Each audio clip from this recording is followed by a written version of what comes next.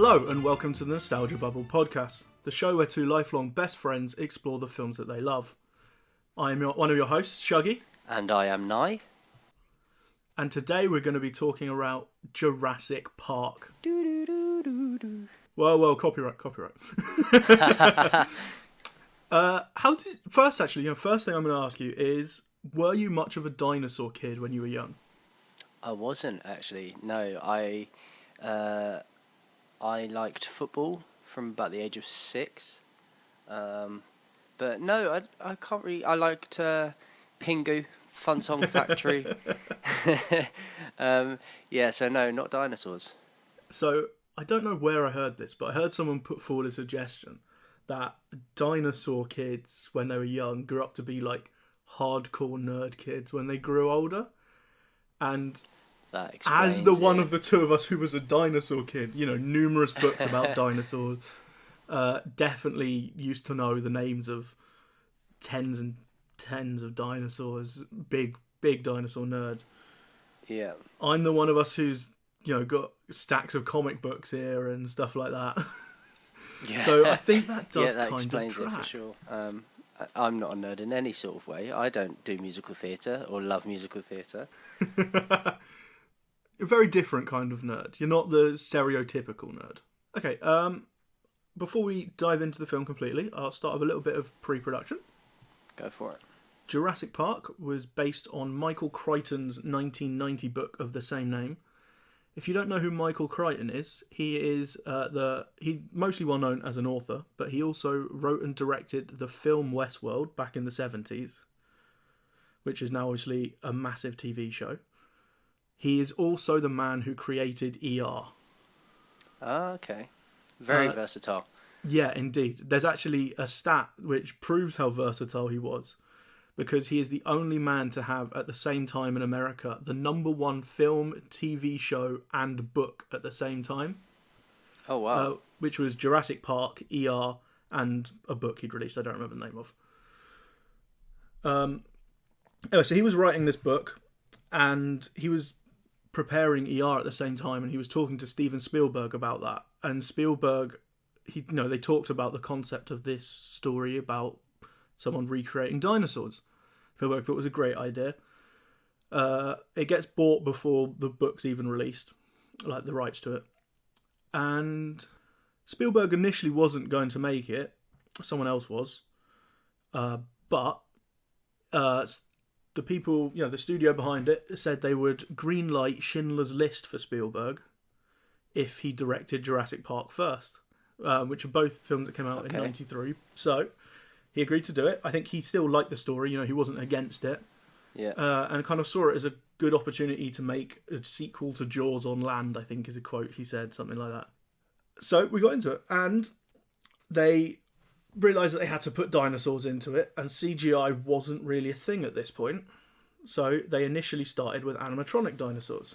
Yeah. Which they were then going to digitally composite into the shots. I think this didn't look great, or Spielberg wasn't happy. So someone from ILM, which is who we talked about, with Star Wars last time, they came to him with a short clip of a T-Rex, and Spielberg thought, this is amazing. And the joke in the film about you're out of a job, and when Ian Malcolm goes, I think you mean extinct, that was a genuine conversation that Spielberg had with the guy who'd created the animatronics and was going to put those in. Brilliant. Yeah. I always love a spontaneous adaptation. Yes. So that is how they ended up becoming one of the first films, really, to majorly use CGI. Nice. Interesting. Yeah. In terms of the casting, William Hurt and Harrison Ford were offered the role of Alan Grant, but turned it down. And Sam Neill was only cast about 3 or 4 weeks before filming. And I think they just ended up walking into the perfect guy for the part for me. Yeah. We'll talk about that in a bit, I'm sure. They always wanted Goldblum. I think the casting director, as soon as he read the book, said Goldblum is perfect for this role. But they had other people audition, including Jim Carrey, who I think they said was terrific. But but they really wanted Goldblum, and this was before Jim Carrey had his massive year, which was '94. '94 Jim Carrey had Dumb and Dumber, The Mask, and Ace Ventura. So it was kind of before he was the big commodity in Hollywood. Laura Dern was always Spielberg's first choice for Ellie Sattler, but they did have other people offered the role, like Robin Wright, but they turned it down. So, we kind of ended up... A lot of these people were the first impressions that people wanted, and they got them, but Sam Neill was like the left field of it. So I think that's a good kind of place to start, is with Alan Grant, because I feel he is the central, figure of the story. Obviously it's all the dinosaurs and the running away and the adventure and horror moments, but I think that the real story being told is about Alan Grant and his relationship with the children essentially. No, I absolutely agree. What I find interesting is that obviously you said he seems to be the central character of the story, but it's quite interesting that his story and his kind of narrative is almost completely separate from the narrative of the dinosaurs. It's all about how he relates to children and kind of the narrative that he builds with Laura Dern's character in terms of becoming parents. And I mean, he obviously, the dinosaurs drive his relationship with the children and like them running away and their journey, but his place in, I mean, as soon as they find out that dinosaurs have been recreated, his role is otherwise redundant. He doesn't need to be in the story. But having that sort of multi-layered narrative and that multi-layered storyline there, obviously adds another dimension to the film itself. But it means that when you're with that character, you're not thinking about the dinosaurs. You're focusing on his own personal perspective of the story, and you could almost, like, they are there solely to kind of up the stakes of the situation that they find themselves in the park, because that kind of, it's more important that they then find the children and find him and get them to safety. But besides that, they don't actually serve a purpose to the overarching story of the dinosaurs themselves. Yeah, I think the Alan Grant story is something that's missing in a lot of major blockbusters now. Yeah. Like if you look at something like Transformers, they throw these human characters in, but there's never a good story there that you actually care about. Yeah. Whereas, by having Alan Grant and having him, this relationship with Laura Dern, but he is very much antagonistic towards children, how he treats that kid at the start when they're at the dig. Yeah. And, he's reveling in the chance to, torment him, and he's complaining about kids afterwards. To even when he meets Lex and Tim for the first time and he's trying to avoid them, and, he's tricking Tim into the other car. Yeah. Even with that, the way that they progress it throughout the story slowly to the point that he essentially becomes almost a parent figure to them is...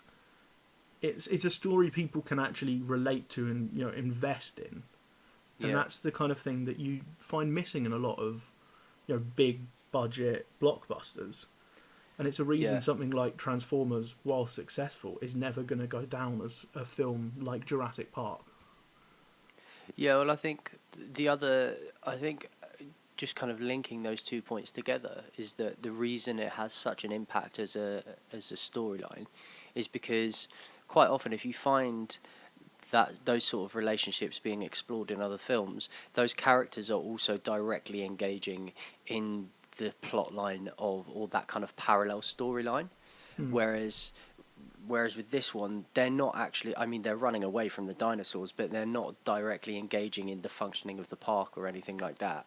And so that kind of having it separate means it's almost not diluted by everything else. So yeah, but I think for the first half of the film, he very much is. He's there to assess the park, and actually, it's him at the end making the line of, after careful consideration, I've chosen not to endorse your park, which is a great kind of ending line. Yeah. He is playing a role in kind of the running of the park. Yeah, I mean, especially, I mean, that scene where they're all around the dinner table and discussing why it is not a good idea, and he explains that there are 65 million years of evolution between the two species. And I think that I actually think that scene is not only very well done, but is also incredibly important to the story. I think it might be the most important. Yeah, yeah, and I think that it's written brilliantly as well. Yeah. That was one thing that struck me about that scene, was actually how well it was written. But he serves a purpose in that sense. But then very quickly, I mean, that whole the line from Goldblum about him being extinct, and him saying that, and then obviously he gets questioned on it later in the tree with the kids, and he kind of says, well, we're just going to have to learn to evolve as well. So he knows that very early and very quickly his role as his professional role there is kind of not necessary anymore. And that at that point, that's when his story goes off on a tangent. Yeah, it's a fair point. I think it's a very fair point. I'd like to talk more about that scene in the dining room, when they're having lunch. I can't remember where I saw it, but someone did kind of a comparison of Jurassic Park to Jurassic World, and that scene's maybe 30-40 minutes into the film, and it's roughly around the same point where the dinosaurs escape in Jurassic World. The big bad dinosaur. But in Jurassic Park, they're sitting and having a discussion on ethics, and I think the fact that they actually bring higher ideas into the film, even at the start, it's a discussion on the ethics of class. The lawyer wants to sell tickets for huge prices, and Richard Attenborough's character, Hammond, is saying, no, I want this to be available to everyone. And then obviously the ethics discussion turns into a discussion of scientific ethics, which it treads a lot of similar ground to a lot of sci-fi films. I think sci-fi horror films in particular, like if you talk about something like The Fly, going back to Jeff Goldblum, and then his whole line of, your scientists were so preoccupied whether or not they didn't stop to think whether or not they should. I don't know if it's something that I necessarily agree on. I think it's something that Crichton, the director, and Spielberg didn't necessarily agree on. And I think that's why the film is so interesting. It's not taking necessarily a definitive standpoint, because at no point in the film do they showcase the dinosaurs as like some malevolent evil force. They're just animals. And I think, we do sympathise with Hammond and his desire to, push forward the science of it. Or at least I do. Yeah, well, I mean, all the way through. So, going back to what we were saying about that scene is possibly the most important scene of the whole film. But still, all the way through, that kind of grandeur of what has been created doesn't stop being celebrated.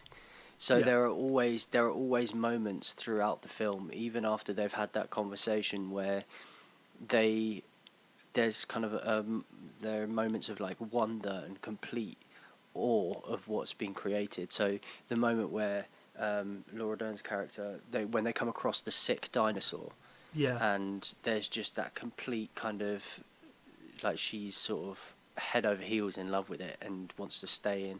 And this is Grant after they've... Grant on its belly as he breathes. Yeah. Superb. Yeah. So I think that's where that contrast is really kind of very well shown, is that you've got the moments where... and not even things that are as obvious as when the T-Rex kind of breaks out of its enclosure. But like just like the moment where they bring up the goat, and the girl and the young girl is kind of, who's a vegetarian, questions actually how ethical them being there as kind of these sort of carnivorous animals is, and that, and even she at that point is questioning the ethics of it, and but then you also have those kind of brilliant, beautiful moments of kind of celebrating what they've created, and that actually follows throughout the whole film. Yeah, like late on in the film, you got the whole moment with the Brachiosaurus in the tree, and that's it's an awe-inspiring moment. And actually, I think a lot of that kind of awe-inspiring, grandiose nature to the moments comes from Spielberg as a director, and the fact that he withholds dinosaurs from us. So, when do you think? How far into the film do you think we first see a dinosaur? Fully, probably.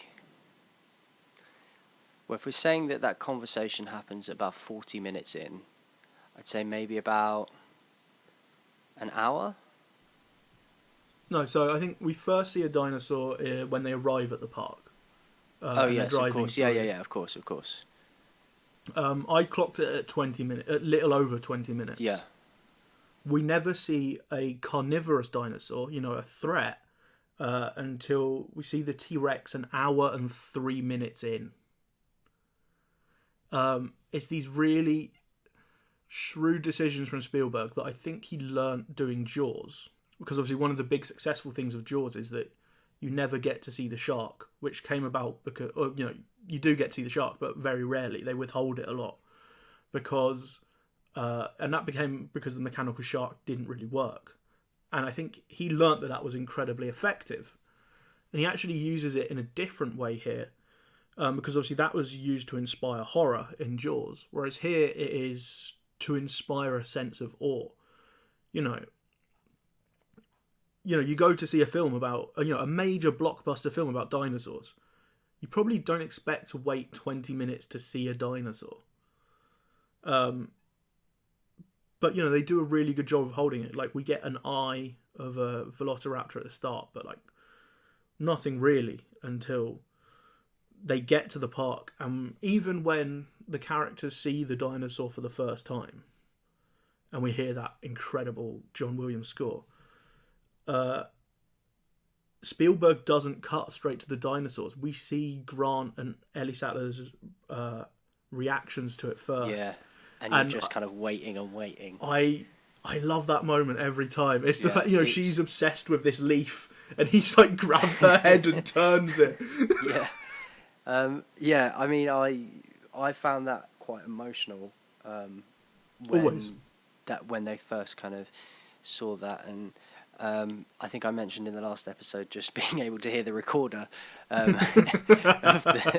the song, but honestly, I think it's also built up. You see their passion for what they do from the very beginning. Yeah.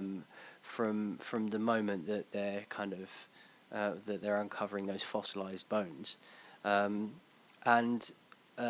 you just from there on in, you know exactly how passionate they are. And then, I mean, I'm very certain we'll talk about John Williams' score in a bit. It's so good. But the music feeds it. It's building up as well. And yeah, I think you're right. Like, even in those kind of smaller moments where, even though there's that big reveal, those kind of, in terms of time frame, those smaller moments, he manages to build that same effect, but in a more compact space of time. Yeah. As well as doing it across the whole film. So yeah, no, that's a very good point.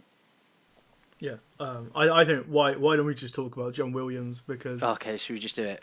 Obviously, this is two episodes in a row we've been able to talk about them. I mean, obviously he is, probably held by many the greatest, film composer of all time. Yeah. And he has so many iconic scores. Jurassic Park's my favourite. This is by far Really? my favourite. Yeah. Obviously, we have that, the iconic score. You were singing it as we started.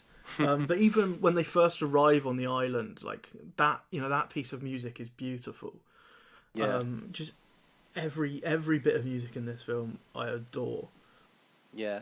I mean, it goes the way that it's written as well.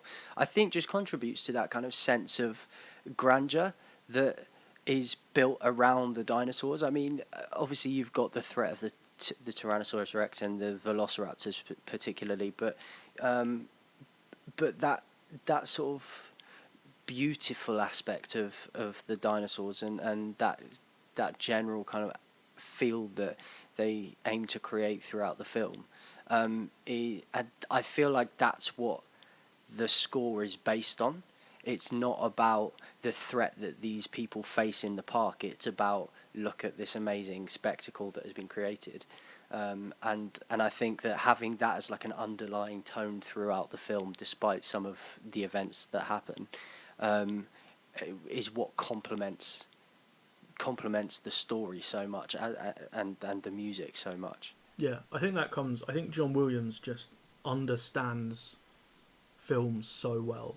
Oh yeah, he knows what Like he's doing. he knows exactly what the film needs. Like he understands that this film is all about scale, epic moments and just these gobsmacking. How are these accomplished? Both for the characters and for us watching. In 1993 to see dinosaurs on screen looking as good as this, it's incredible. And he understands that that's what needs to be done. I mean, there's a great iconic. I go back to Jaws because again, it's Spielberg and John Williams, and it is kind of a spiritual. This is almost a spiritual successor to it, so I feel it is very relevant.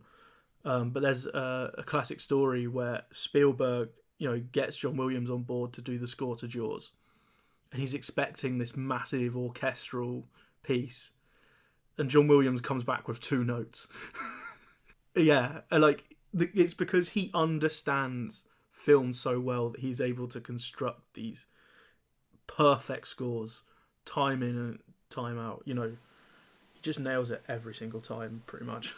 Yeah, I mean, it's very quite often when you're watching a film, you know the music informs how you respond to it. I think Yeah, you watch a film and you're very aware that having a bit of sad music can make something feel more sad. But I don't think, very rarely, for me personally, because I'm not a film buff in the same way that you are, I don't necessarily take the same approach to films. But for me, I very rarely kind of see the music of a film not only kind of work so well with what you're seeing, but also sit as its own entity. yeah, But with John Williams consistently, I mean, people know those 2 notes from Jaws. People know the Jurassic Park theme song. People know Star Wars. People know Indiana Jones, and they Superman. don't have to have seen the films. And even when you're watching the films, you're so aware of this music, and it doesn't. Not only does it kind of inform what you're looking at, but you kind of you experience the music in itself, and you appreciate it in its own right. And I think that to be able to do that, not just on one film, but consistently across pretty much your whole body of work, is not really anything short of genius. I mean, I own multiple John Williams scores on vinyl. Like, I don't have, multiples of any other composer's score. Yeah. But yeah, I've got 2 or 3 John Williams scores Mm-hmm. because he's just a genius. Yeah. Yeah. Absolutely. So I think we kind of talked about 2 of the main characters of the film. We talked about Grant and Ellie. Yes. We haven't yet talked about Ian Malcolm. Yeah. I mean, it's a very Goldblum performance. It's Jeff Goldblum playing Jeff Goldblum, isn't it? I mean, I feel this might have but helped it is, develop the yeah, image of Jeff Goldblum. possibly, yeah. He was very comfortable in the character, clearly, And I mean, whether it was Jeff Goldblum or whether he'd taken the character 1,000 miles away from himself, it worked. Um, it served as a kind of another dimension to the story. Yeah, he's very much he's there as Gennaro's, the lawyer Donald Gennaro's representative, to come in and check the park, and we get that line early on, before we even meet them. It's the second scene of the film where he's talking about them getting the scientists in, and the investors think he's too flashy, and that immediately we're learning stuff about him like from so early on, and then we meet him in the plane ride, and he's there in all his Goldblum glory, Yeah. and joking around. He's the one who's making quips. He interjects a lot of the humor in the film. Yeah, I mean, even when he's not trying to be funny, Yeah. just the whole kind of the flirting and like he's so sort of shamelessly trying it on and almost not what you would associate with his position. No, not at all. Like you mentioned a chaotician, and there's this respected scientist mathematician, and you're not picturing Jeff Goldblum in a leather jacket with Yeah, so much swagger. yeah, yeah. His character's fantastic. He but also makes a lot of sense. I think what is really good about the character is that he does have these different sides to him. He speaks. I mean, obviously, he's got the kind of he jokes and he doesn't take things too seriously, and he's clearly a know-it-all. I mean, he like that whole scene on the helicopter ride in where he's just kind of questioning what they do actually know. But so he's very self-confident, but equally he makes a lot of sense. Like going back to that scene around the table when they're talking about sort of whether it is or isn't a good idea, and actually, like a lot of the stuff he says seems very reasonable. Yeah, I mean, again, I go back to that. The whole line of your scientists were so preoccupied about whether they didn't stop to think about whether they should. Line. It's become iconic, and so many of his lines have become iconic. Life finds a way, stuff like that. Yeah. I don't think it's any surprise he was like the big standout popular character Yeah. from the film, to the point that when they made a sequel, they pushed him to like front and center, and they had to actually take away a lot of the stuff that made his character so popular.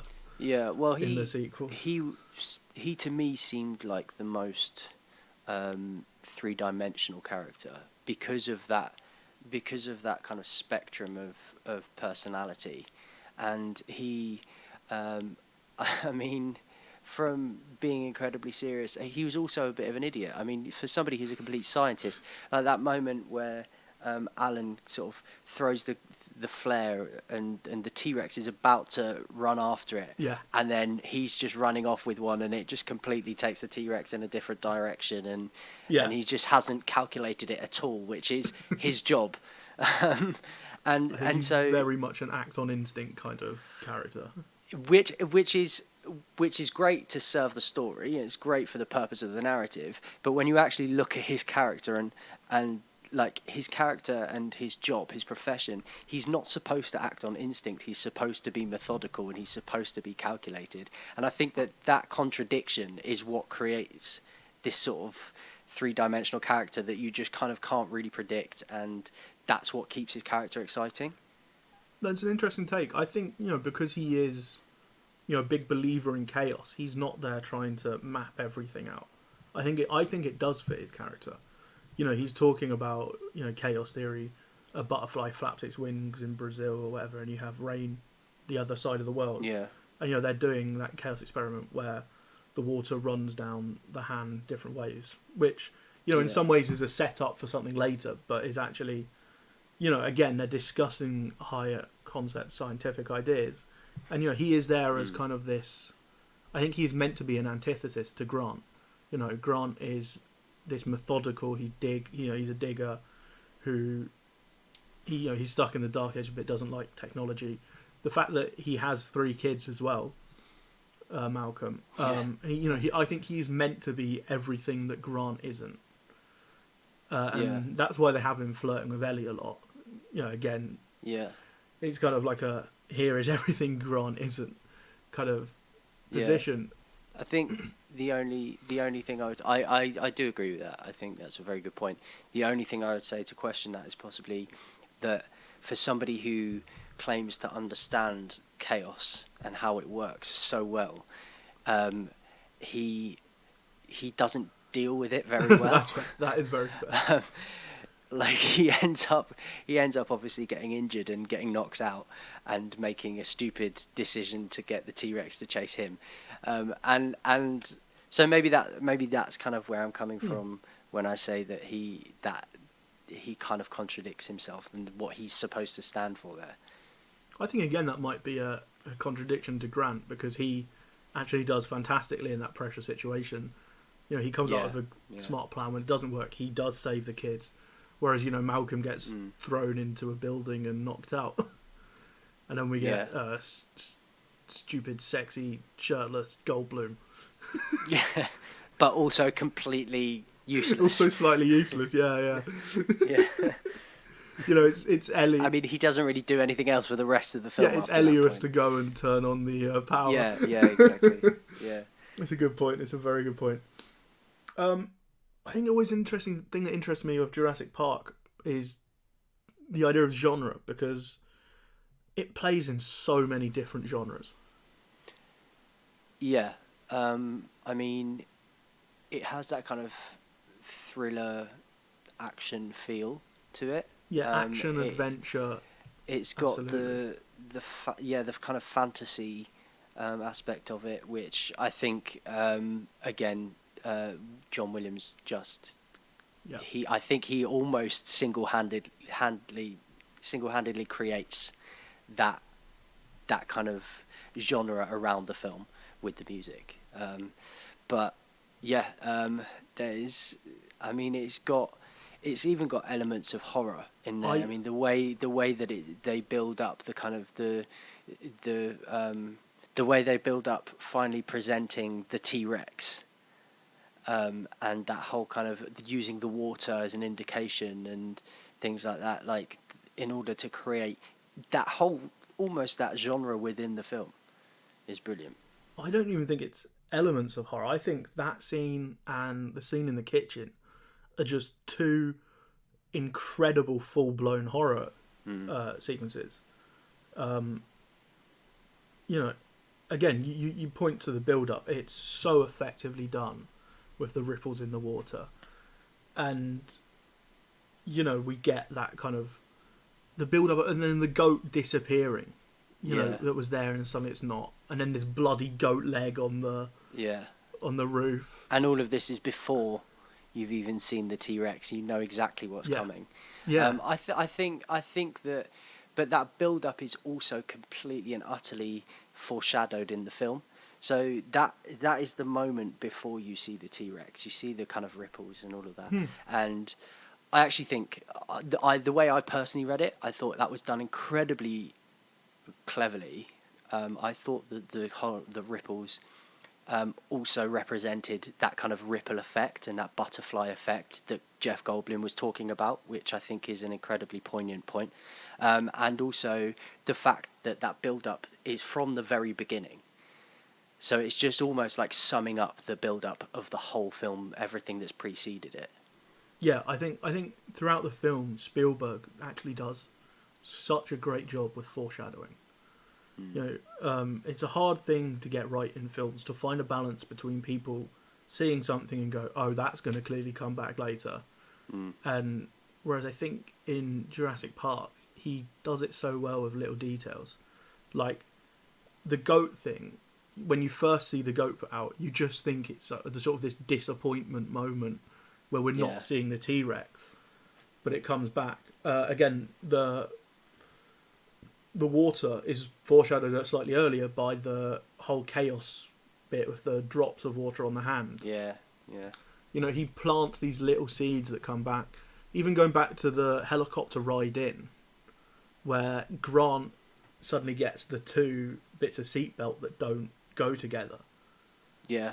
It foreshadows the whole thing of the, all female dinosaurs evolving and breeding when he ties it together. Yeah. I actually hadn't even considered that. That's very well spotted. That's really. I can't take credit for that one. I have seen that. I have seen that posted on the internet before. That is not my idea. But a very good one nevertheless. But at the same time, even like earlier on, like when you see Alan's character kind of explaining how velociraptors hunt. Yeah. And I mean that's a very obvious example. But what's good about that is that you do see it in the end, but you see it and it's kind of come and gone. Yeah. It happens very quickly, and then it's over. The whole kind of they you see one in front of you and they come in from the side. Yeah. So and you almost forget at that point. You forget that he's explained it, and then it clicks as soon as you see. Yeah. So you forget because you're not, when you see it in the film, you're not thinking, oh, this is coming back later. Exactly. You're thinking, oh, this is to show, his intelligence, his knowledge, his, how deeply he knows this stuff, and also his relationship with the kid and the fact he doesn't like it and he's antagonizing it. It's the fact that they put these other ideas into it, these character moments into these setups, but then they pay back in such a brilliant way. Yeah. So when you see Muldoon with that raptor in front of him, something's coming out from the side. Yeah, but you almost don't calculate it. Like you don't recognize that in that moment until you hear that rustling next to him and you go, oh, okay, and then it clicks. Maybe I'm just a bit slow. Well, I think it works on either level. I don't remember when I first saw the film. I was a kid. Yeah. I was probably just shouting about dinosaurs, but I when I revisited it later, not remembering it, particularly perfectly, I think it did clock for me in that moment. Oh, velociraptors, they hunt in packs. The attack comes not from the front but from the sides. Yeah. And I love the fact that they expect they don't dumb it down for the audience. They expect the audience to be able to pick stuff up like that and apply it to their own, what comes later. It's not it's not walking you through it necessarily. It's giving you these ideas and paying them off later in such a brilliant way that, a lot of major blockbusters struggle to do. Yeah, I mean, I think, especially now, I think that a lot of Hollywood can be quite safe, and it follows quite a well-established sort of structure. And you see that within, not just from film to film, but within genres. You see a structure that is consistently repeated, and you know how it's going to go. You know how it's going to work. You see that across TV and film.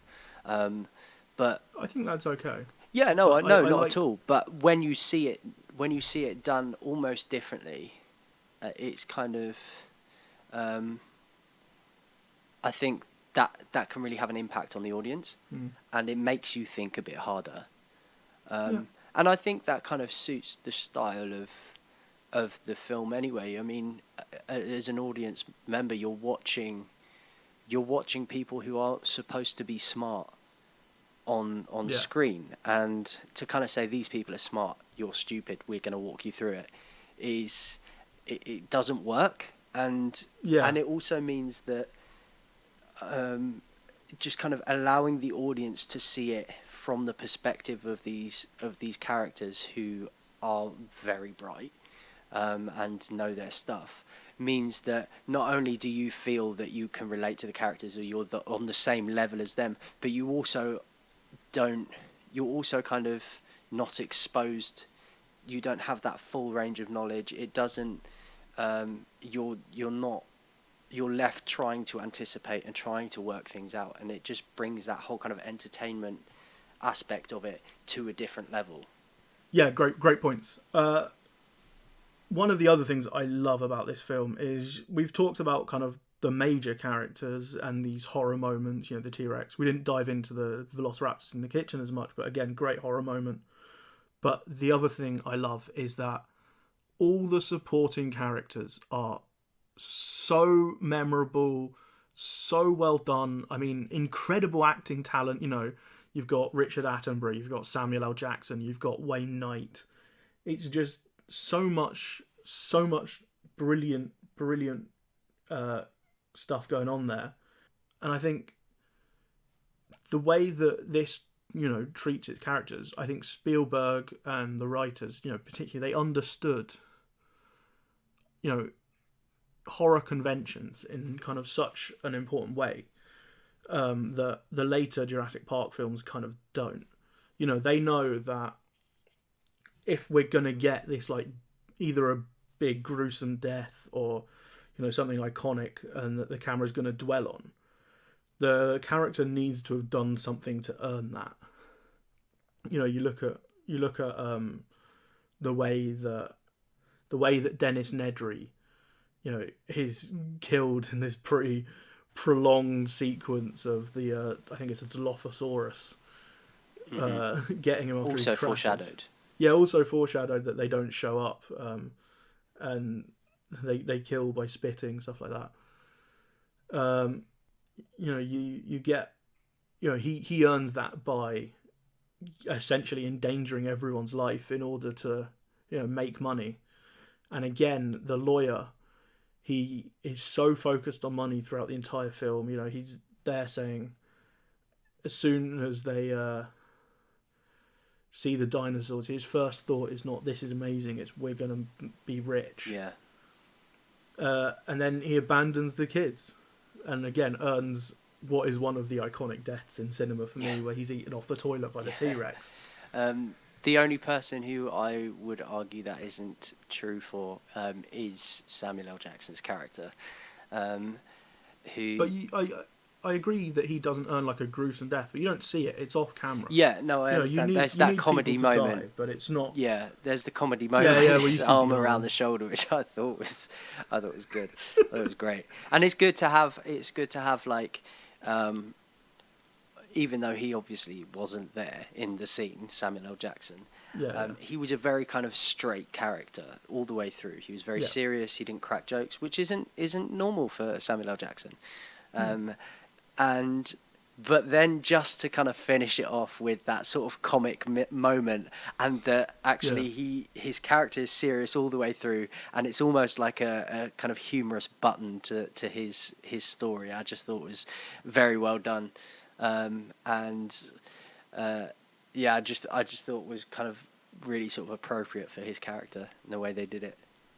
Yeah, I also think, you know, you do need characters to die in, you know, I do think this is a horror film as much as there is also action and adventure, because you need there to be a genuine feel of threat for your other characters. Yeah, you need to up the stakes. I think the reason that his death occurs off screen, they don't revel in it. Like, again, even Muldoon, the game warden of the park, they cut away from that. They cut away from his death, and, you know, we focus on the Velociraptor watching it.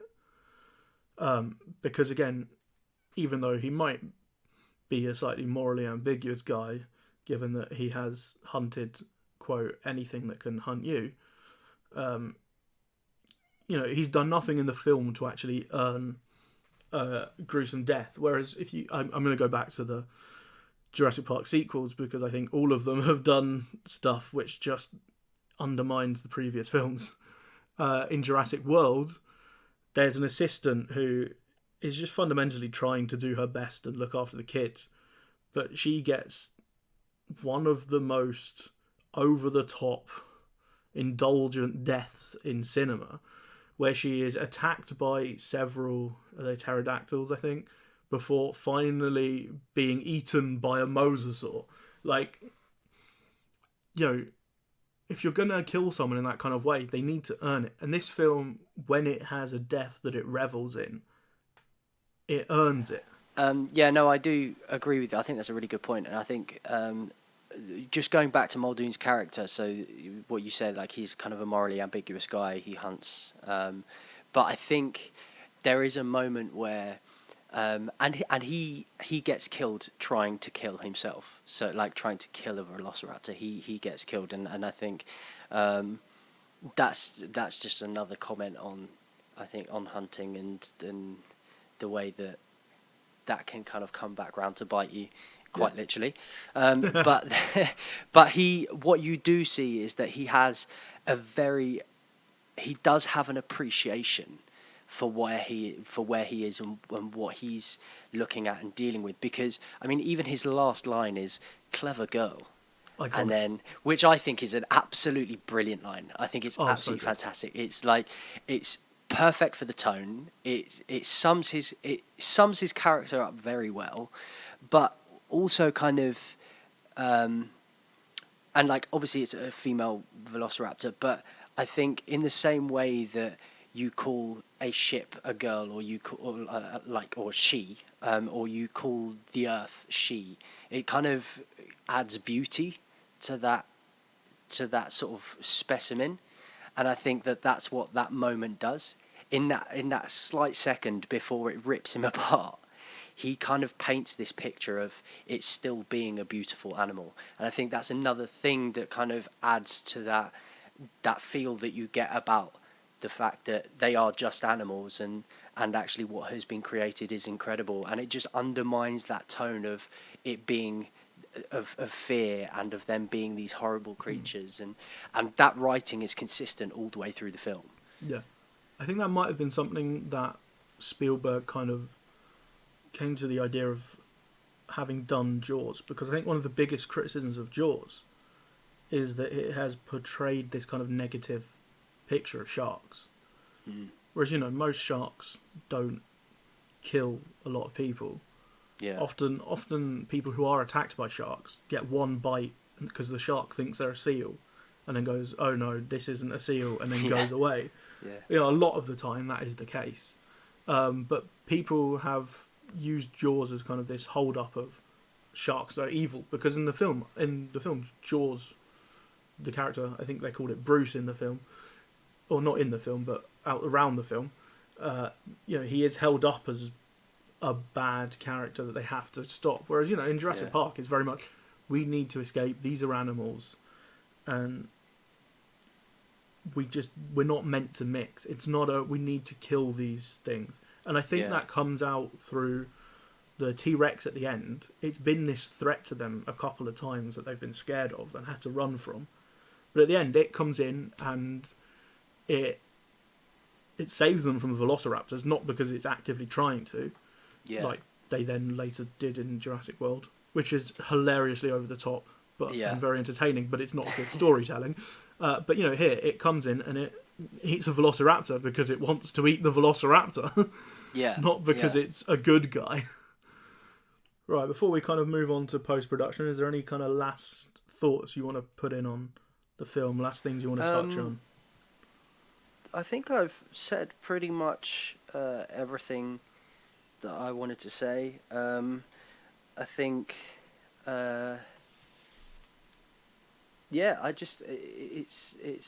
it's not a film that I watched over and over again as a kid. It's a film that I'd seen. There were parts of it which I remember very vividly. The opening scene I remember very vividly with the velociraptor being transported. Shoot her! So it's, but I think obviously having, like, going back and watching it now, being able to understand the story better, but appreciate it in so many different ways now. It's just if you want to sum up Spielberg and John Williams' work in one film, and if you kind of want to direct anyone to one of their films, this is not a bad option. Yeah, I think this is definitely my favourite Steven Spielberg film. Obviously, Raiders is up there, Jaws is up there, but this is my absolute favourite. I think it's my favourite John Williams score, probably my second favourite film score of all time. I think I did see this as a kid, probably because dinosaurs. Again, probably like you, came back to it later and was able to understand it so much better go so much deeper into the film and realise what a brilliant piece of work this is. This is now a film I revisit fairly regularly, maybe every year or so, because I just adore it. All the sequels that came I do like, but I don't think any of them are necessarily good. I think they all actually, most of them have stuff in them that I feel they don't understand what made Jurassic Park so great.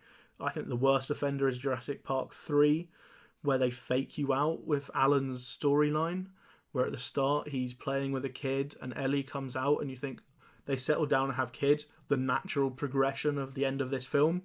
And then you find out that they broke up and Alan spent his life pretty much alone and it's Ellie's kid with someone else. And it's just like, yeah, did you not understand Jurassic Park? It frustrates me. Yeah.